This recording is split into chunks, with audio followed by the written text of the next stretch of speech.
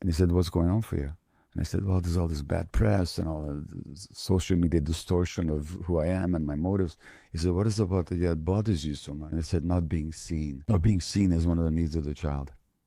But he said to me, okay, look, Gabor, when you're an infant, you're not being seen for who you are as a human being almost cost you your life, which it did. As soon as he said that, I said, yeah, this isn't about the present. This is an old, unresolved, not yet fully resolved wound. Age 79, I'm still upset at not being seen. I don't care if people agree with me or if you shoot my ideas, but I want them to see me and what I'm actually saying, not some distorted version created by their own minds.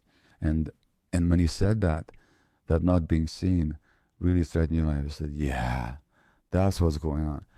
And then I could relax. This is, so what somebody else does. I don't live in the British press. I don't live in somebody else's mind. Here I am, let them think and say what they say. But it took somebody to wake me up to that.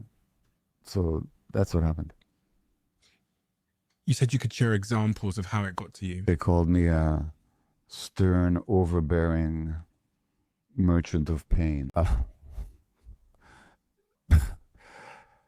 At some point in the interview, when Harry was, and the other thing was, see, Harry really was a traumatized child. And when you read his book, you can see why, and people couldn't understand how this is possible. How could somebody so privileged at the very apex of society in gilded palaces be traumatized? Total misunderstanding of